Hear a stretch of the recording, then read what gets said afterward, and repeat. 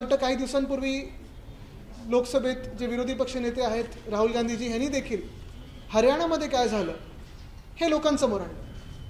पण हे सगळे जे आम्ही करत आहोत म्हणजे आता बिहारचा पण अभ्यास होईल. तिथे काही लोकांनी हे पण दाखवलेलं आहे की जेवढी मतं पोल झाली त्याच्यापेक्षा जास्ती मतं मोजली गेली वगैरे. हा सगळा जो गोंधळ आहे किंवा ही वोट चोरी जी आहे ही लोकांसमोर आणत असताना एका अर्थी ही अकॅडमिक एक्सरसाइज झाली. कारण निवडणुका होऊन गेलेल्या आहेत, सत्ता त्यांनी प्राप्त केलेली आहे, कुठच्याही मार्गाने असो पण त्यांनी प्राप्त केलेली, आमच्या डोक्यावर सरकार बसवलेली आहे.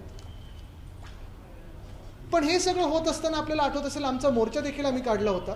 कारण 1 जुलै 2025 ही यादी ग्राह्य धरलेली आहे सगळ्याच महानगरपालिकेच्या यादीसाठी.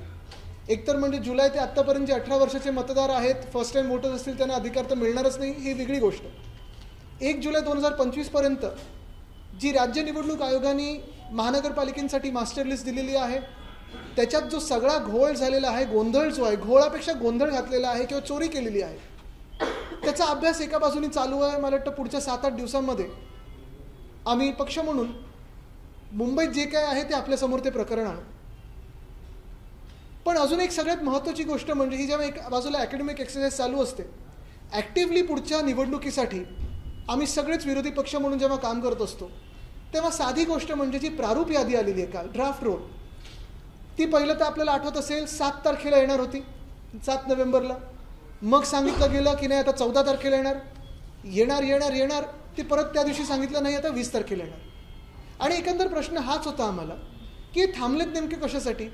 बिहारच्या निवडणुकीसाठी थांबलेत जेणेकरून तिकडचे काही दुबार मतदार जे दिल्ली, महाराष्ट्र, हरियाणा, जिथून बिहारमध्ये नेले होते भाजपने, ते इथे हलवण्यासाठी थांबलेले आहेत, की जो एकंदर त्यांच्याकडे दुबार तिबार मतदारांचा किंवा हे जे घरात 100 मतदार, 1000 मतदार दाखवलेले आहेत, शौचालयावर मतदार दाखवले, रजिस्टर केले घर म्हणून, नवी मुंबई आयुक्तच्या घरी 105 मतदार दाखवले होते, हे सगळे गोंधळ क्लीन करायला ह्यांनी एवढा वेळ घेतला का हा मी विचार करत होतो.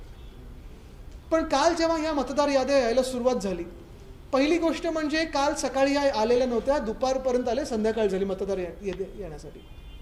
ती यादी आल्यानंतर आपल्याला आठवत असेल, जर आपण आत्ता पण जाऊन पाहिलं तर एकसुद्धा यादी ही मशीन रिडेबल नाही आहे.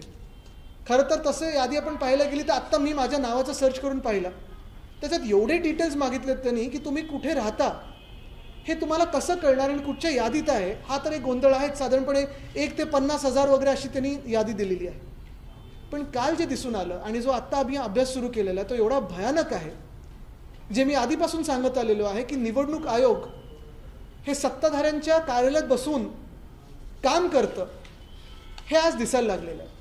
ह्यांना वॉर्ड कापणं जमलं नाही, ह्यांना वॉर्ड बाउंड्रीज बदलणं जमलं नाही, तर ह्यांनी अक्षरशः याद्यांच्या याद्या उचललेल्या आहेत आणि दुसऱ्या यादीमध्ये टाकलेल्या आहेत. काही उदाहरणांचा आम्ही अभ्यास केलेला आहे, तो तुमच्यासमोर आणूच. पण आज मी 29 महानगरपालिकेच्या क्षेत्रांमध्ये जे कोणी रहिवासी आहेत, जे कोणी नागरिक आहेत, त्यांना आवाहन करत आहे की खास करून तुम्ही तुमचं नाव आहे की नाही आणि तुमच्या घराच्या पत्त्यावर दुसऱ्यांचं कोणाचं नाव लिहिलं आहे का ह्याचा अभ्यास करणं गरजेचं आहे. काल प्रारूप यादी आली, ही तसं नागरिकांना तसं कुठेही माहिती नाही.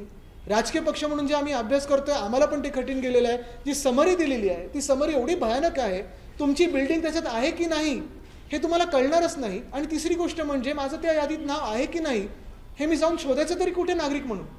एवढं सगळं ते कठीण करून ठेवलं, किचकट करून ठेवलेलं आहे. आम्ही 3-4 उदाहरणं तुमच्या समोर आणतो कारण ह्याचा अभ्यास आम्ही लगेच केला. काल रात्रभर बसून आमच्या पूर्ण टीमने हा अभ्यास त्वरित केलेला आहे. पुढच्या 2-3 दिवसांमध्ये अजून काही गोष्टी तुमच्यासमोर आणू ज्या धक्कादायक आहेत, त्याच्यावर आमचा अभ्यास सुरू आहे.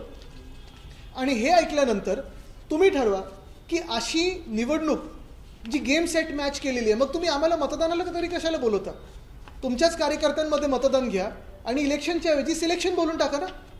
पण अशी जी मतदार यादी आणि गोंधळ बोलणार नाही पण चोरी जी तुम्ही करत आहात, मुंबई जिंकण्यासाठी असेल, पुणे जिंकण्यासाठी असेल, ठाणे जिंकण्यासाठी असेल, देशाची सत्ता काबीज केल्यानंतर देखील तुमचा जीव चिटिंग करून, वोट चोरी करून शहरं आमची महाराष्ट्राची जिंकायची ते लुटायची आहेत, ती अशा प्रकारे जर असेल तर निवडणुकीला सामान्य माणसांनी, जनतेने जायचं कसं, इतर पक्षांनी जायचं कसं, हा प्रयत्न आहे. आम्ही प्रयत्न हा मोडून काढूच. आम्ही ऑब्जेक्शन तर टाकणार आहोत कारण साहजिक आहे तुमचा पुढचा प्रश्न असेल की तुम्ही ऑब्जेक्शन घेणार का, पुढचं पाऊल काय. ऑब्जेक्शन टाकू, पण ऑब्जेक्शन टाकल्यानंतर निवडणूक आयोग खरोखर त्याच्यावर काही करणार आहे का हे उत्तर भाजपकडून नाही तर निवडणूक आयोगाकडून अपेक्षित आहे. मी विनंती करीन आमचे पक्षाचे सचिव सुरज चव्हाण यांना की ज्या 2-3 याद्यांवर आम्ही अभ्यास केलेला आहे आणि जो घोळ झालेला आहे किंवा गोंधळ घातला आहे, निवडणूक आयोगाने, भाजपच्या निवडणूक आयोगाने तो लोकांसमोर आणावा.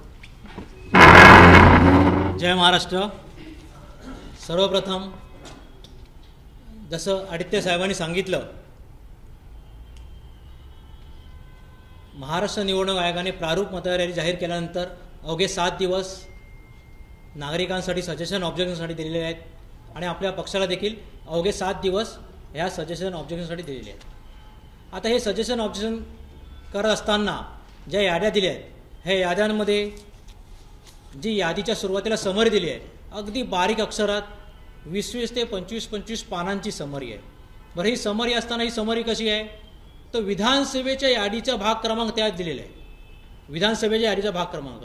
आता विधानसभेला माझं नाव कुठल्या मतदार यादीत होतं हे आज त्या नागरिकाला लक्षात असणं शक्य आहे का, तर निश्चितपणे नाही.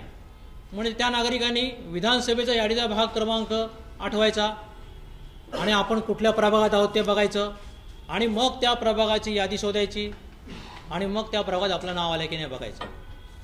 आम्ही काही थोडेसे ज्या काही मोठे घोळ, म्हणजे काल यादी निघाल्यानंतर आम्हाला प्रत्येक प्रभागातनं आमच्या पदाधिकाऱ्यांचे फोन आले, म्हणजे सचिन पडवळ नगरसेवकांचे फोन आले, आमच्या विभाग प्रमुखांचे फोन आले, आमचे घाटकोपर वन विभागांचे फोन आले की आमच्या प्रभागामध्ये बाजूच्या प्रभागातल्या 3 याद्या आल्या आहेत, आमच्या प्रभागात 2 याद्या दुसऱ्या याद्या गेल्या आहेत. आता एक यादी म्हणजे 1200 ते 1300 मतदार, 1200 मतदार आपण पकडूया.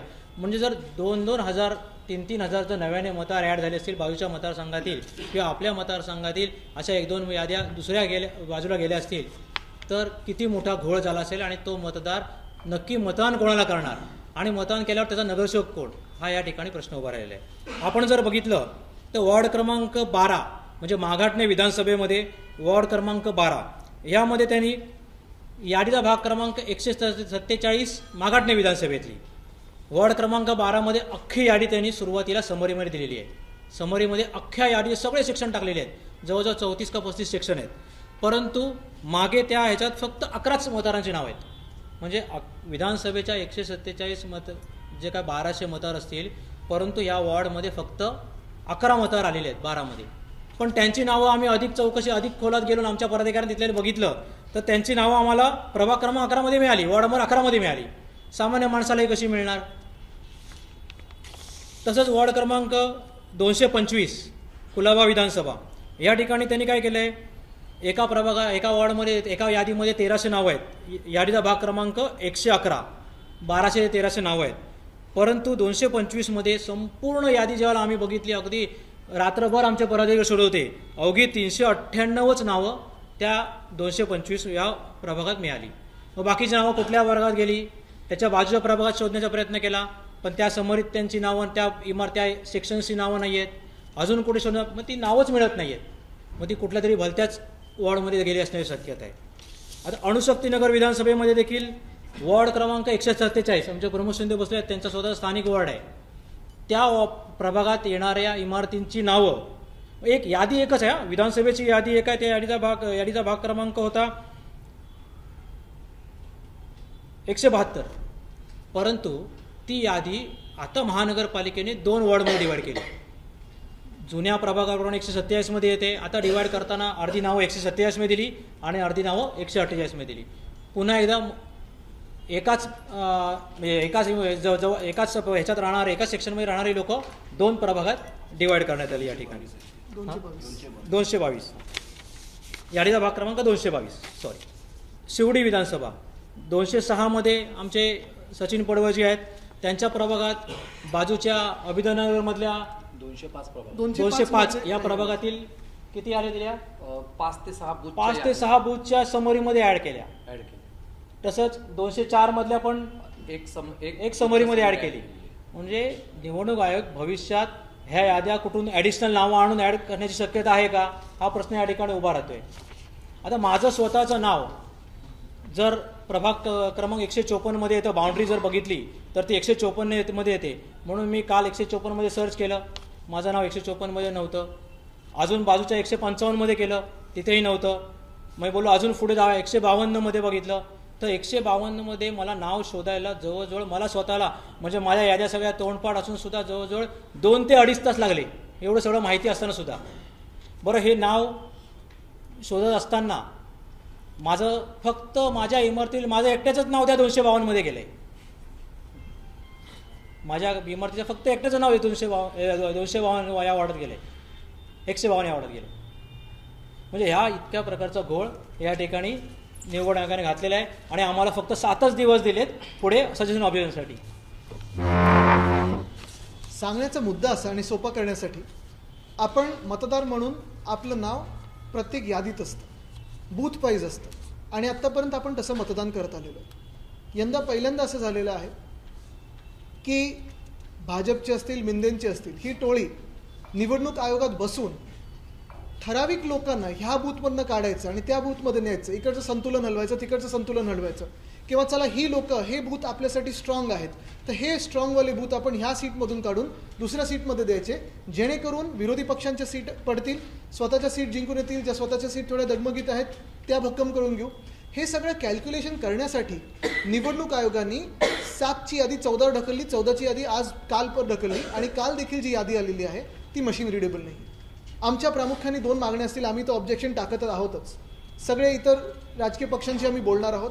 ह्याच्यात जर भाजपला खरोखर लोकशाही वाचवायची असेल त्यांचं पण आम्ही स्वागत करतो. पण निवडणूक आयोगाने हा जो गोंधळ घातलेला आहे त्याच्यात 2 कारणं असू शकतात. पहिलं कारण म्हणजे इनकॉम्पिटन्स, त्यांना काम करता येत नाही. जर निवडणूक आयोगाच्या लोकांना किंवा त्यांचा जो स्टाफ असेल किंवा त्यांचे जे आयुक्त असतील ते इनकॉम्पिटंट असतील, त्यांना काम करता येत नसेल तर तातडीने त्यांना सस्पेंड करणं गरजेचं आहे, घरी बसवणं गरजेचं आहे. पण हे जर मुद्दाम झालं असेल, एखाद्या पक्षाला मदत करण्यासाठी झालं असेल तर त्यांच्यावर देशद्रोहाचा गुन्हा टाकून त्यांना जेलमध्ये टाकणं गरजेचं आहे. कारण हे आपल्या साध्या सामान्य माणसाचा, नागरिकाचा मतदानाचा अधिकार खेचून घेण्याचा प्रयत्न होतो, तुम्हाला मतदानापासून वंचित ठेवण्याचा प्रयत्न होत आहे. आणि मुंबईत ठराविक पक्षांना, मुंबई किंवा बाकी सगळेच शहरांमध्ये असेल, ठराविक पक्षाला मदत होईल असं सगळं हे कटकारस्थान चालू आहे.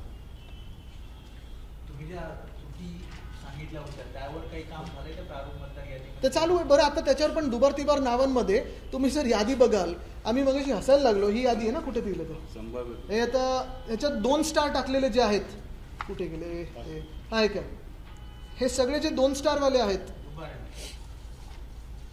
नाही दुबार नाही लिहिलं त्याच्यात. आता तुम्हाला बघतो, हे एक आहे शिवराम सुधीर सावंत, 2 स्टार लिहिलंय, संभाव्य दुबार मतदार. हां, इथे अजून एक आहे हसीनुद्दीन इम्रान अन्सारी, 2 स्टार आहेत, संभाव्य दुबार मतदार. म्हणजे ज्यांना वाटत असेल ह्याच समाज किंवा त्याच समाज, मुद्दामून मी दोन्ही समाजांचं बोललो, दोन्ही मुंबईकर आहेत असावेत असा माझा समज आहे. पण जर निवडणूक आयोगाला एकतर यादी बनवता येत नाही, दुसरं म्हणजे सगळं त्यांच्याकडे जे काही स्टाफ आहे काम करत असताना स्वतः बोलत असतील हे संभाव्य दुबार आहेत, मग तुम्ही नेमकं तिथे बसून ते ऑफिसमध्ये करता काय, पगार कशासाठी घेता? आणि तिथे एक मुद्दा तुम्ही उपस्थित केलेला आहे की जर हे मुद्दाम केलं गेलं असेल तर त्यावर थेट देशद्रोहाचा खटला टाकला. या आधी आपण अजून कशाचा दाखल? या आधी आपण जर पाहिलं तर पंजाब आणि दिल्लीमध्ये एका निवडणूक अधिकाऱ्याचा व्हिडिओ व्हायरल झाला होता, तो सीसीटीव्हीकडे पाहिला, त्याच्यावरही अद्याप त्या प्रकारची कारवाई झाली नाही. तुम्हाला वाटतं का की ही मागणी तरी मानली जाईल? देशहितासाठी ही मागणी मान्य असायला पाहिजे. तर खरोखर भाजप पण स्वच्छ हात असतील त्यांचे, कारण मध्ये त्यांनी पण मान्य केलं होतं ना की दुबार तिबार नावं आहेत, त्यांनी तर वाचून दाखवलेलं, मी जसं वरळीचं प्रेझेंटेशन केलं तसं. म्हणजे ते पण मान्य करतात. मग ते पण पप्पू झाले की गप्पू झाले सांगायला पाहिजे त्यांनी. आदित्यजी, तुम्ही म्हटलात की हरकती सूचना तुम्ही नोंदवणार आहात, 7 दिवसांचा अवधी आहे. मात्र अनेकांकडून माहिती अशी मिळते की 7 लाखांपेक्षा कदाचित ही जास्त पानं आहेत. हो. आणि जसं आता त्यांनी सांगितलं की त्यांना अभ्यास करायला आपल्याला बराचसा वेळ लागतो. मग ही जी हरकती सूचनांचा कालावधी ठरवून दिलेला असतो तो वाढवून मिळावा, त्याकरता तो वाढवून मिळायलाच पाहिजे. आम्ही उद्याकडे हे सगळं याचं संकलन करून पूर्ण गाडी भरून तिथे आम्ही सगळे हे डॉक्युमेंट्स नेणार आहोत. इतर पण पक्ष जे आमच्या टचमध्ये आहेत, जे विरोधी पक्ष आपण त्यांना बोलतो, पण साधारणपणे आमच्या महाविकास आघाडीतले असतील किंवा इतर जे पक्ष आहेत, मग मनसे आहे, सगळेच आहेत, ह्याच्यावर काम करतात. भाजपने कदाचित काम केलंच असेल कारण त्यांनीच हे घुसवलेले असतील, त्यांना पण माहिती असेल. मुद्दा हाच येतो की ऑब्जेक्शन घेण्यासाठी 7 दिवस पुरेसे आहेत का, हे अभ्यास करण्यासाठी 7 दिवस पुरेसे आहेत का? आता आम्ही काल रात्रभर जागून हे सगळं केलेलं आहे. कॉफीचा पुरवठा जर इलेक्शन आयोग करत असेल तर आम्ही अजून काही दिवस जागू, रात्रभर जागू करू. पण 7 दिवस हे सगळं केल्यानंतर पुढचा टप्पा हा येतो की जेव्हा फायनल लिस्ट येईल त्याच्यात पण जर गोंधळ असला तर मग निवडणूक आयोग काय काम करणार. मग मागणी करताय ना मागणी म्हणजे आहेच आमची की वाढवून द्याच, पण दुसरं म्हणजे मशीन रिडेबल द्या ना. आणि थोडी एवढी किचकट करण्यापेक्षा प्रक्रिया सोपी करून द्या. माझं नाव जर टाईप होत असेल किंवा इपिक नंबर टाईप होत असेल तर मला माझं मतदार कुठे आहे, मतदान कुठे आहे कळू द्या. जाणीवपूर्वक आधुनिक तंत्रज्ञानाचा वापर केला जात नाही किंवा कसं आहे? चोरी पकडली जाईल म्हणून कुठेही मशीन रिडेबल हे ठेवत नाही. त्या एका घरात 38 नावं अजूनही तशीच काही तुम्ही check केली? आम्ही तर ऑब्जेक्शन घेतोय आता सगळीकडे. आता आम्ही अजून मुंबईभरात शोधलेले आहेत, ते लवकरच पुढच्या 7 दिवसात तुमच्या समोर येईल. 2017 मध्ये 91 लाखच्या आसपास मतदान होते, आता ते 1,04,00,000च्या आसपास गेले. एवढ्या 14 लाख जणांची चाळणी करायची आणि त्याच्यात ती आलीची, एवढं तुम्हाला वाटतंय का 7 दिवसात पूर्ण होईल? नाही, ही चाळणीपेक्षा निवडणूक आयोगाचे जे चाळे आहेत त्याची चाळणी करायला मला त्रास जातो. परत तुम्हाला हेच सांगेन मी की घाबरताय कशाला तुम्ही, यादीत घोळ घातलाय कशासाठी तुम्ही.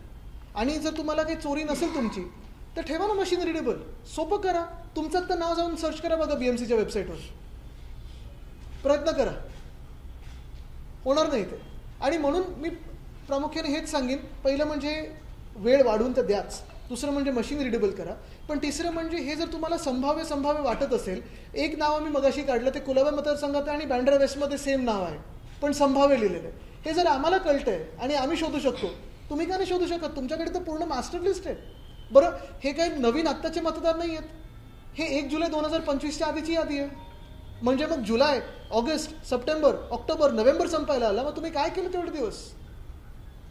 आणि ही चोरी नाही, हा गुन्हा नाही तर दुसरं काय?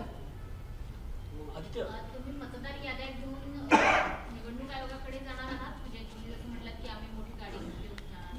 हो, पण पहिलं म्हणजे आज आम्ही सगळे काल रात्री हे सगळ्या याद्या डाउनलोड झाल्या, काही तर अजून होत नाही आहेत. ते झाल्यानंतर तर त्याच्यावर अभ्यास चालू आहे, कारण फिजिकली आम्हाला चेक करायला लागतं, कुठेही चुकीचा आरोप होऊ नये ह्याची दक्षता आम्ही जास्ती घेतोय, काळजी आम्ही घेतो. आमचे सगळे विभाग प्रमुख असतील, आजी माजी नगरसेवक आहेत, इच्छुक अनेक लोक आहेत, ते पण करतायत. हे सगळेच लोक ह्याच्यात लागलेले आहेत. आदित्यजी, एक रोहित पवारांनी एक ट्विट केलं, इंटरेस्टिंग ट्विट आहे की मुख्यमंत्री म्हणजे नगर परिषदेच्या निवडणुकांच्या बाबतीत मुख्यमंत्री देवेंद्र फडणवीस यांची मागणी होऊन गिरीश महाजनांच्या पत्नी, त्यानंतर जयकुमार रावळ यांच्या आई अशांना जे आहे नगरपंचायतीच्या नगराध्यक्षपदी त्यांची बिनविरोध निवड झाल्याबद्दल त्यांनी अभिनंदन दिले. पण बिनविरोध निवडणुका होत आहेत ही चांगली गोष्ट आहे, पण भाजपच्याच जागा बिनविरोध कशा होत आहेत असा सवाल सुद्धा रोहित पवारांनी उचललेला आहे. आणि त्याचबरोबर घराणेशाहीवरून जे भाजप नेहमी आरोप करतं, तर आता तर गिरीश महाजन असो, जयकुमार रावळ असो, खुद्द मुख्यमंत्री असो, बिहारमध्ये 2 मंत्री बघा ना, ते जसे झालेत, ते तर निवडणुका पण नाही लढले, पण घराणेशाहीत पण झाले मंत्री. तर सांगण्याचा मुद्दा आहे की हा निवडणुकीचा तर नंतरचा विषय, बिनविरोध. म्हणजे माझं तर म्हणणं असं आहे की तुम्ही अशा जर याद्या करणार असाल तर आम्हाला मतदानाचा पण अधिकार देऊ नका ना, बिनविरोध अशाच करून टाका. तसंच झालेलं आहे. ज्या नेरुळच्या पुतळ्यावर, महाराजांच्या पुतळ्यावर राजकारण झालं, अमित ठाकरेंवर गुन्हा दाखल केला, त्याच्यानंतर तुम्ही ट्विट सुद्धा केलं होतं. आज त्याच पुतळ्याचं पुन्हा एकदा मंत्री गणेश नाईक यांच्या हस्ते अनावर होते. एकनाथ शिंदे यांचं आमंत्रण होतं, पण त्या ठिकाणी ते पोहोचले नाही. आता महाराजांचं पुतळ्याचं अनावरण आहे, गद्दारांना कसं जवळ ठेवणार ते? महाराष्ट्राच्या विरोधात जे काम करतात तसं कोणाला जवळ घेणार तिथे?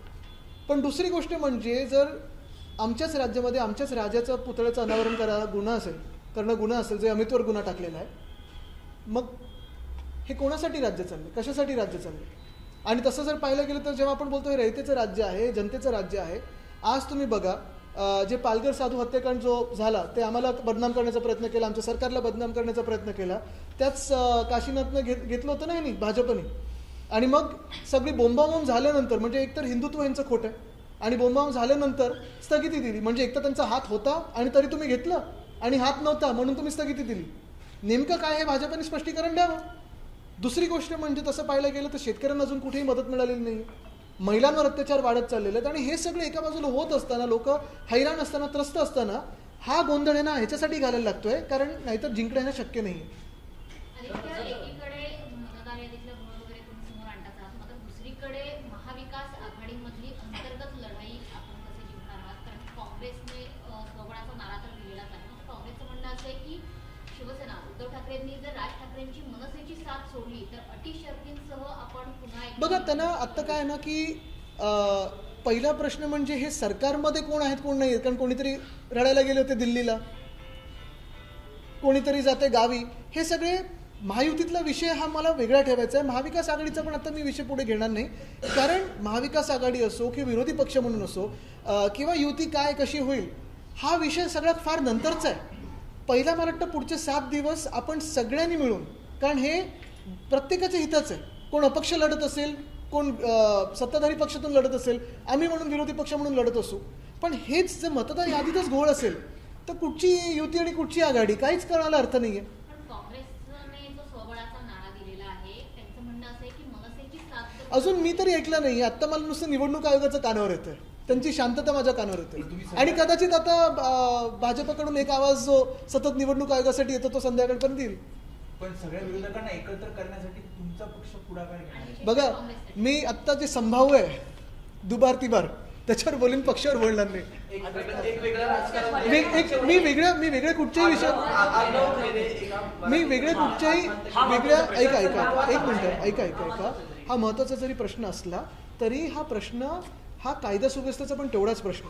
रेल्वे पोलीस काय करत होती ते खरोखर तसं झालं का? कारण ती व्यक्ती पण मराठीच होती. हा मराठी अमराठी वाद नाही जो भाजप निर्माण करण्याचा प्रयत्न करतोय. मुळात हा एक जरी महत्त्वाचा प्रश्न असला तरी पुन्हा एकदा मी ह्या प्रश्नावर तुम्हाला आणीन, कारण तो कायदा सुव्यवस्थेचा प्रश्न जो आत्ता मी घेतला महिलांचा सुरक्षेचा असेल किंवा हा सुरक्षेचा असेल. आता मध्यंतरी ते 2 ट्रेन घासून मध्ये जी लोक चिरडली गेली त्याच्यावर कुठे काय रेल्वे मंत्रालयाकडून आलेलं. तर आज परत तुम्हाला मी वेगळ्या कुठच्याही विषयाकडे न वळवता मतदार यादीच्याच विषयावर वळवीन. कारण मला वाटतं लोक जी बघत आहेत 29 महानगरपालिकेमध्ये त्यांनी त्यांच्या घराचं नाव त्याच्यावर किती लोक चढवलेली आहेत निवडणूक आयोगाने, त्यांचं नाव स्वतःचं आहे का, परिवाराचं नाव आहे का, किती ठिकाणी आहे, इपिक नंबर घेतलाय का, त्यांचा फोटो ढापलाय का, त्यांच्या कार्डवर ब्राझील, पेरू, चिली, ऑस्ट्रेलिया, जपान इकडच्या कुठच्या लोकांचे फोटो आहेत का. कारण ब्राझिलियन जनता पार्टी नाही सॉरी काय ते भारतीय जनता पार्टीने ब्राझीलचा फोटो वापरला होता. मुंबईच्या उपनगरामध्ये पण एक असा व्हिडिओ सोशल मीडियावरती व्हायरल होतोय की मुंबईच्या उपनगर अंधेरीमध्ये सुद्धा एका इमारतीमध्ये म्हणजे हो शेकडो फ्लश मध्ये सापडले गेले, मतदारांच्या स्लिप सापडले गेले आणि आता तर बोलतात व्हीव्हीपॅटच लागू नाही. आज जो वोटर लिस्ट को लेकर आपने जो एक्सप्लेन किया, पहले तो एक सवाल ये होगा कि हिंदी में आप एक्सप्लेन करते पूरा. दूसरा सवाल उसी से जुड़ा कि जो वोटर लिस्ट को लेकर आपने सवाल खड़े किए, चुनाव आयोग ने हाल ही में एक प्रेस कॉन्फ्रेंस की थी. उन्होंने कहा कि विपक्ष की तरफ से जितने भी मुद्दे हमें दिए गए हैं उसके लिए हमने नेशनल चुनाव आयोग से समय मांगा है, उसको लेकर हमें कोई समय मिला नहीं है. आपने जितने भी डबल वोटर लिस्ट बाकी सारी चीज़ें कही उसको लेकर उनका एक जवाब ऑलरेडी पहले से तैयार है. तो आप क्या कहें? पिछले कई दिनों से महाराष्ट्र में विपक्ष वोट चोरी के बारे में बहुत सारी बातें लोगों के सामने ला रहा है. ये सिर्फ बातें नहीं, हवा में बातें नहीं, सत्य जो है वो हम लोगों के सामने ला रहे हैं. हम सत्यमेव जयते में विश्वास रखते हैं, सत्तामेव जयते में नहीं. लेकिन भाजपा की तरफ से अगर आप देखें तो सारे जो हम सवाल, सारे जो प्रश्न हम चुनाव आयोग को पूछते हैं उत्तर आता है भाजपा से. भाजपा के प्रवक्ता आके जवाब देते हैं. और ये क्या इक्वेशन है हम अभी तक समझ नहीं पाए. अभी तक हम ये मानते आए थे कि चुनाव आयोग ये न्यूट्रल एजेंसी है. ऐसे भी दिन थे TN सेशन साहब के जो एक न्यूट्रल एजेंसी करके काम करते थे. लेकिन आज अगर आप देखें तो भाजपा के दफ्तर से ही, भाजपा के कार्यालय से ही चुनाव आयोग का काम चलता है. पिछले कई दिनों में आपने देखा होगा हमने जो मोर्चा निकाला था या चुनाव आयोग को जाके मिलके भी आए थे, फिर वो राज्य चुनाव आयोग हो या फिर उनके नीचे के जो सारे लोग अभी महापालिका में काम कर रहे हैं, मुंबई हो, पुणे हो, ठाणा हो, नागपुर, नासिक, लगभग 29 महानगर पालिका भी शायद जनवरी में ये सोच रहे हैं कि हम चुनाव उसमें लागू करें. लेकिन ये सारी जो बातें हैं डबल वोटर्स की हो, ट्रिपल वोटर्स की हो, 10x10 की खोली में 50 लोगों के हो रजिस्ट्रेशन की, या किसी दुकान पे किसी का रजिस्ट्रेशन हुआ होगा. नवी मुंबई में तो किसी एक सुलभ शौचालय पे भी 5-6 लोगों का रजिस्ट्रेशन वोटर करके हुआ है. वहाँ के म्यूनिसिपल कमिश्नर के घर के नाम पे ऑफिशियल बंगलों पे 105 लोगों का रजिस्ट्रेशन हुआ था. ये सारी बातों पे हमने तो ऑब्जेक्शन लिए हैं. लेकिन अगर आप ही हमें बता रहे हैं कि केंद्र का चुनाव आयोग राज्य के चुनाव आयोग को समय नहीं दे रहा है तो फिर आम जनता जाएगा. आज ये पत्रकार परिषद मैंने इसलिए बुलाई है कि आपके माध्यम से मैं सारी जनता को आह्वान देना चाहता हूँ, एक विनती करना चाहता हूँ कि आपके खुद के नाम ढूंढो इस लिस्ट में है कि नहीं. पहली बात तो ये है कि आप इस वोटर लिस्ट में आए हो कि नहीं, ये पहली बात है. दूसरा, आप ही का फोटो, आप ही के डिटेल सही है कि किसी ब्राज़ील के मॉडल के फोटो आपके नाम पे चिपकाए गए, ये भी देखो. तीसरी बात, आपके जो घर के एड्रेस है उस पे कितने लोग हैं, क्या सही लोग हैं, गलत लोग हैं, जान पहचान के लोग हैं कि दूसरे लोग लाए हैं, ये भी एक बात देख लो। लेकिन कल शाम को जो लिस्ट, वोटर लिस्ट आई थी, ये हर एक बूथ की लिस्ट आती है, ऐसी होती है लिस्ट। इसमें हमने देखा है कि बहुत सारे वार्ड्स में अदला बदली हुई। जो वार्ड नंबर 12 में होने चाहिए उन्हें देखा है वार्ड नंबर 11 में। ये सचिन पटवल जी हमारे जो बैठे हैं वो कॉरपोरेटर थे, बाजू 205 वार्ड के इनके वार्ड में डाले गए हैं। काफ़ी सारे ऐसे भी हैं जहां आप जिस बिल्डिंग में रहते हो लगभग 60% लोग आपकी बिल्डिंग के वही वार्ड में हैं, 40% लोग किसी दूसरे वार्ड में डाले। अच्छा, इतनी ये जो प्रोसेस है, जो पूरी प्रक्रिया है खुद का नाम ढूंढने की, इतनी जटिल करके रखी है इन्होंने कि अगर आप ऑनलाइन भी जाए तो उसमें आप ढूंढ नहीं पाओगे आपका खुद का नाम। तो फिर अगर एक आम नागरिक के तौर पे मैं अपना मतदान का अधिकार पूरा एक्सरसाइज करना चाहता हूँ, मैं जाके कैसे ढूंढूं कि मेरा नाम कौन सी लिस्ट में है? मशीन रीडेबल लिस्ट लाई नहीं है, ऑनलाइन ढूंढना हो तो जटिल प्रक्रिया है। मैं अगर किसी पार्टी का नहीं हूँ, पार्टी को ही अगर ये सब कठिन लग रहा है तो आम मतदार क्या करेगा, आम मतदाता क्या करेगा? तो इसलिए मैं आज ये आवाज़ उठाने के लिए आया हूँ कि ये पहली तो लिस्ट दुरुस्त हो। जो ये पूरा, मैं कहूँगा नहीं कि ये कन्फ्यूजन है, ये क्राइम है जो चुनाव आयोग ने किया है, और ये क्राइम बहुत सोच समझ के किया है। पहले ये लिस्ट, वोटर लिस्ट जो ड्राफ्ट रोल आता है वो 7 तारीख को आने वाला था, वो 14 तारीख को आने वाला था, फिर 14 को कहा गया नहीं 20 तारीख को आएगा। कल रात तक ये लिस्ट डाउनलोडेबल नहीं थी। जो डाउनलोडेबल हुई है वो एक तो पूरी की पूरी मशीन रीडेबल है ही नहीं, इतनी जटिल करके रखी है, 1 से लेकर 50,000 तक नाम आपको स्क्रॉल करना पड़ रहा है, तो आप कैसे ढूंढोगे? और उस नाम में भी कोई और है, किसी के डबल वोटिंग है, नहीं है। खुद कहते हैं कि ये संभाव्य दोबार मतदार है। अगर चुनाव आयोग को खुद की लिस्ट के बारे में नहीं पता होगा तो वो काम क्या करते हैं, कौन सी सैलरी लेते हैं और क्यों काम करते हैं? और मेरा तो ये साफ आरोप है, मेरा तो ये कहना है, पहले ऑब्जेक्शन का टाइम बढ़ा के दो, दूसरी बात लिस्ट मशीन रीडेबल करके दो, तीसरी बात जो दोबार हो यानी डबल हो, ट्रिपल हो, या बहुत सारे घरों पे 10 से ज़्यादा नाम रजिस्टर हुए हो, वो क्लीन करना आपकी जिम्मेदारी है, चुनाव आयोग की जिम्मेदारी है, आप हाथ ऊपर नहीं कर सकते। और चौथी बात, अगर ये सारा जो मामला है ये गड़बड़ी से हुआ होगा, निकम्मापना से हुआ होगा, तो चुनाव के सारे लोगों को आज के आज सस्पेंड करो।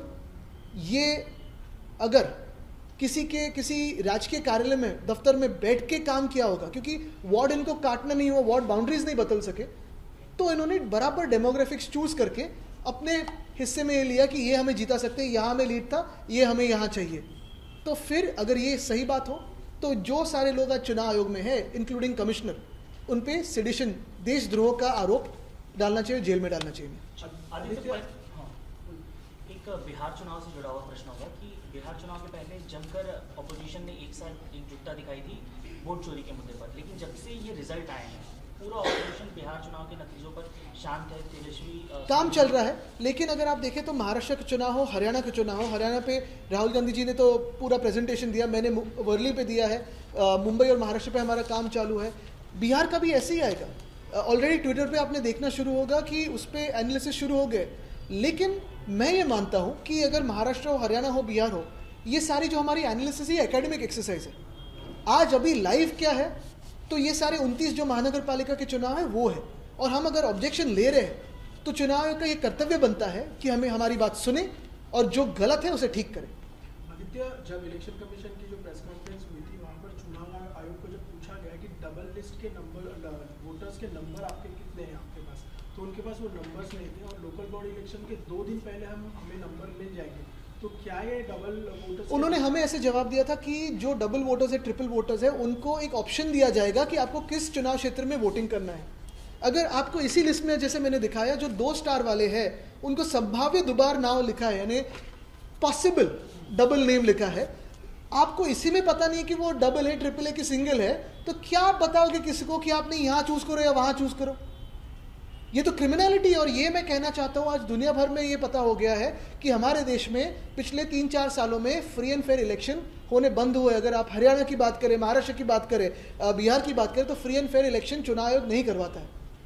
तो पालिका चुनाव को लेकर एक आदित्य खैरे का जो सवाल पूछा गया था वो इसलिए इम्पोर्टेंट हो जाता है क्योंकि इस पूरे मुद्दे में अगर आप देखें तो ये पर्सनल प्रॉब्लम्स होती हैं, कार्यकर्ताओं की अपनी पर्सनल प्रॉब्लम्स होती हैं, उसके बाद उनमें झगड़े होते हैं, और कई जगहों पर, जितनी भी जगह पर ये रिपोर्ट हुई है खबरें, बाद में पता चला है कि ये हिंदी मराठी का विषय नहीं था, ये पूरा विषय उनका पर्सनल कल लेकिन पहले जो दिखाया गया जो भाजपा की इकोसिस्टम से आया वो मराठी और गैर मराठी का था, लेकिन ऐसे तो था ही नहीं। तो मैं यही बात कहना चाहता हूँ, ये हर एक की बात होती है कि कैसे हम दिखाएं, और खास करके ऐसे विषयों में थोड़ी सेंसिटिविटी भी होनी ज़रूरी है।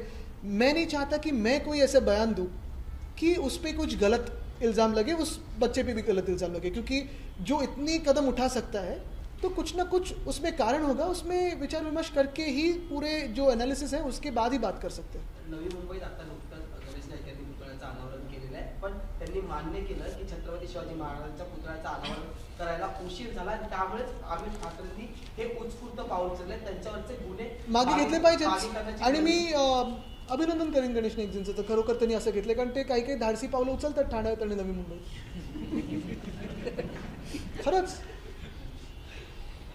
ठीक आहे, हा विषय बाकी कळला सगळ्यांना, पण तुम्ही पण बघा, मी खास करून तुम्हाला सगळ्यांना सांगेन, कारण तुमचं नाव यादीत आलंय की नाही आलंय आणि तुमच्या घरातलं बिल्डिंगचं नाव कुठच्या यादीत गेलंय हे म्हणजे बोगसपणा झाला ना पूर्ण। आणि हे पहिलं आमची प्रेस कॉन्फरन्स आहे, पुढच्या 7 दिवसांमध्ये अजून आम्ही 2-3 घेणार आहोत, जे पूर्ण निवडणूक आयोगाची चिरफाड करू। धन्यवाद, जय हिंद, जय महाराष्ट्र।